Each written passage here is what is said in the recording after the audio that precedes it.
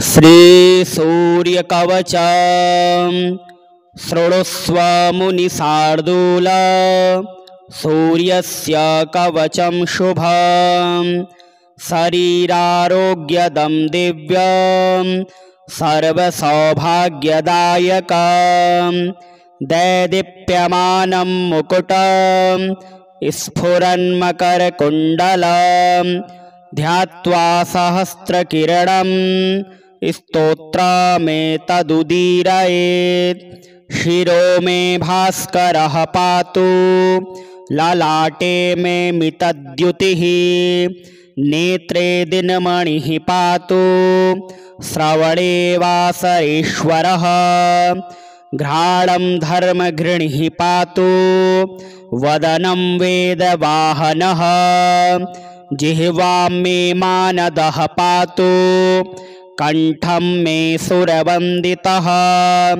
स्कन्धौ प्रभाकरं पातु वक्षः पातु जनप्रियः।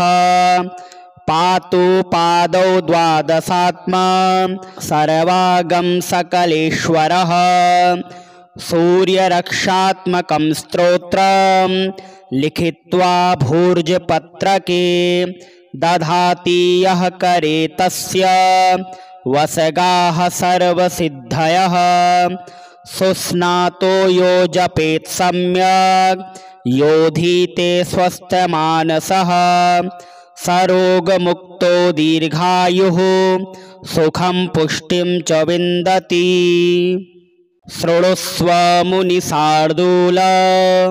सूर्यस्य कवचं शुभम् शरीरारोग्यदं दिव्यं सर्वसौभाग्यदायकं दैदीप्यमानं मुकुटं स्फुरन्मकरकुण्डलं ध्यात्वा सहस्रकिरणं स्तोत्रमेतदुदीरयेत्।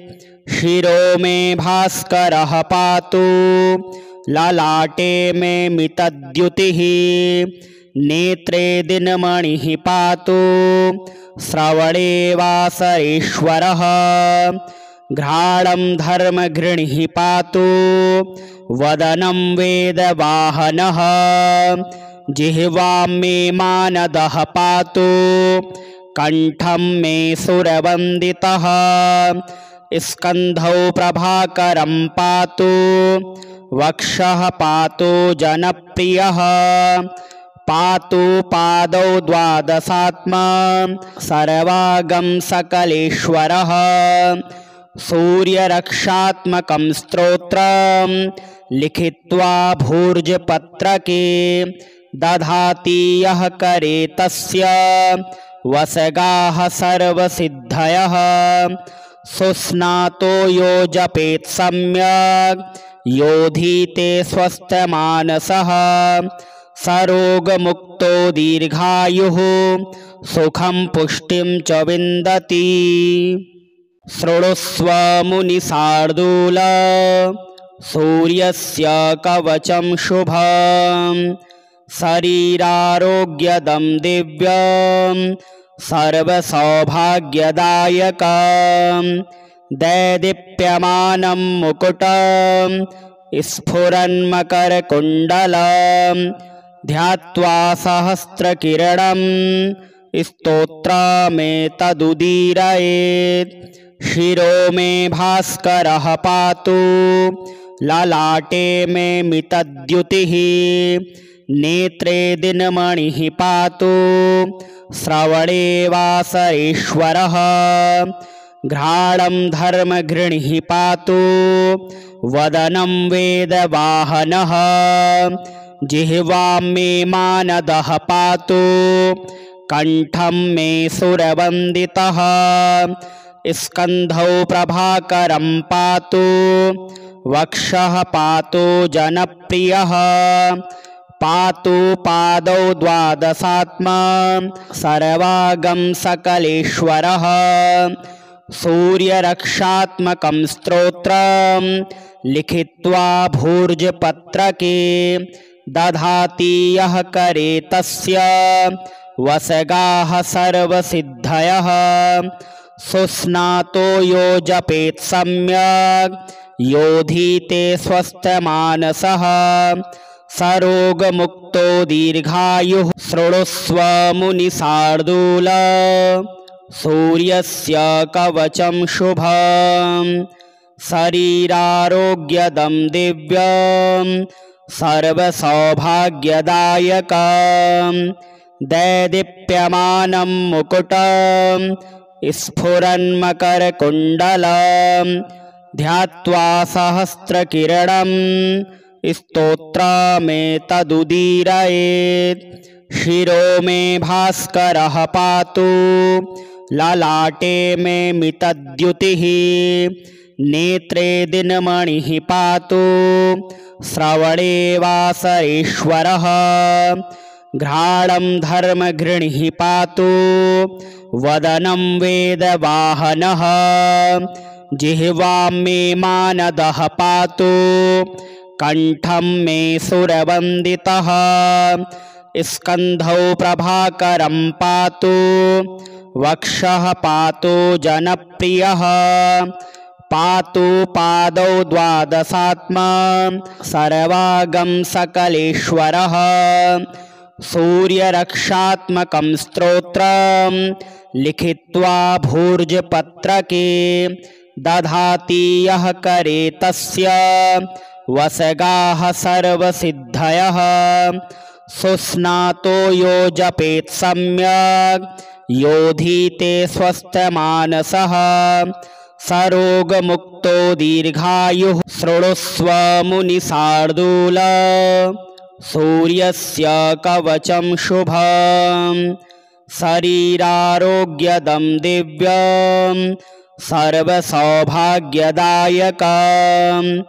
दैदीप्यमानं मुकुटं स्फुरन्मकरकुण्डलं ध्यात्वा सहस्रकिरणं स्तोत्रमेतदुदीरयेत् शिरो मे भास्करः पातु ललाटे मे मितद्युतिः नेत्रे दिनमणिः पातु श्रवणे वासरेश्वरः घ्राणं धर्मघृणिः पातु वदनं वेदवाहनः जिह्वां मे मानदः पातु कंठं मे सुरवन्दितः स्कन्धौ प्रभाकरं पातु वक्षः पातु जनप्रियः पातु पादौ द्वादशात्मा सर्वागं सकलेश्वरः सूर्यरक्षात्मकं स्तोत्रं लिखित्वा भूर्जपत्रके दधाति यः करे तस्य वसगाः सर्वसिद्धयः सुस्नातो यो जपेत् सम्यक् योधीते स्वस्थमानसः सरोगमुक्तो दीर्घायुः शृणुष्व मुनिशार्दूल सूर्यस्य कवचं शुभम् शरीरारोग्यदं दिव्यं सर्वसौभाग्यदायकं दैदीप्यमानं मुकुटं स्फुरन्मकरकुण्डलं ध्यात्वा सहस्रकिरणं स्तोत्रमेतदुदीरयेत् शिरो मे भास्करः पातु ललाटे मे मितद्युतिः नेत्रे दिनमणिः पातु श्रवणे वासरेश्वरः घ्राणं धर्मघृणिः पातु वदनं वेदवाहनः जिह्वां मे मानदः पातु कंठं मे सुरवन्दितः स्कन्धौ प्रभाकरं पातु वक्षः पातु जनप्रियः पातु पादौ द्वादशात्मा सर्वागं सकलेश्वरः सूर्यरक्षात्मकं स्तोत्रं लिखित्वा भूर्जपत्रके दधाति यः करे तस्य वसगाः सर्वसिद्धयः सुस्नातो यो जपेत् सम्यक् योधीते स्वस्थमानसः सरोगमुक्तो दीर्घायुः शृणुष्व मुनिशार्दूल सूर्यस्य कवचं शुभम् शरीरारोग्यदं दिव्यं सर्वसौभाग्यदायकं दैदीप्यमानं मुकुटं स्फुरन्मकरकुण्डलं ध्यात्वा सहस्रकिरणं स्तोत्रमेतदुदीरयेत् शिरो मे भास्करः पातु ललाटे मे मितद्युतिः नेत्रे दिनमणिः पातु श्रवणे वासरेश्वरः घ्राणं धर्मघृणिः पातु वदनं वेदवाहनः जिह्वां मे मानदः पातु कंठं मे सुरवन्दितः स्कन्धौ प्रभाकरं पातु वक्षः पातु जनप्रियः पातु पादौ द्वादशात्मा सर्वागं सकलेश्वरः सूर्यरक्षात्मकं स्तोत्रं लिखित्वा भूर्जपत्रके दधाति यः करे तस्य वसगाः सर्वसिद्धयः सुस्नातो यो जपेत् सम्यक् योधीते स्वस्थमानसः सरोगमुक्तो दीर्घायुः शृणुष्व मुनिशार्दूल सूर्यस्य कवचं शुभम् शरीरारोग्यदं दिव्यं सर्वसौभाग्यदायकं दैदीप्यमानं मुकुटं स्फुरन्मकरकुण्डलं ध्यात्वा सहस्रकिरणं स्तोत्रमेतदुदीरयेत् शिरो मे भास्करः पातु ललाटे मे मितद्युतिः नेत्रे दिनमणिः पातु श्रवणे वासरेश्वरः घ्राणं धर्मघृणिः पातु वदनं वेदवाहनः जिह्वां मे मानदः पातु कंठं मे सुरवन्दितः स्कन्धौ प्रभाकरं पातु वक्षः पातु जनप्रियः पातु पादौ द्वादशात्मा सर्वागं सकलेश्वरः सूर्यरक्षात्मकं स्तोत्रं लिखित्वा भूर्जपत्रके दधाति यः करे तस्य वसगाः सर्वसिद्धयः सुस्नातो यो जपेत् सम्यक् योधीते स्वस्थमानसः सरोगमुक्तो दीर्घायुः शृणुष्व मुनिशार्दूल सूर्यस्य कवचं शुभम् शरीरारोग्यदं दिव्यं सर्वसौभाग्यदायकं दैदीप्यमानं मुकुटं स्फुरन्मकरकुण्डलं ध्यात्वा सहस्रकिरणं स्तोत्रमेतदुदीरयेत् शिरो मे भास्करः पातु ललाटे मे मितद्युतिः नेत्रे दिनमणिः पातु श्रवणे वासरेश्वरः घ्राणं धर्मघृणिः पातु वदनं वेदवाहनः जिह्वां मे मानदः पातु कंठं मे सुरवन्दितः स्कन्धौ प्रभाकरं पातु वक्षः पातु जनप्रियः पातु पादौ द्वादशात्मा सर्वागं सकलेश्वरः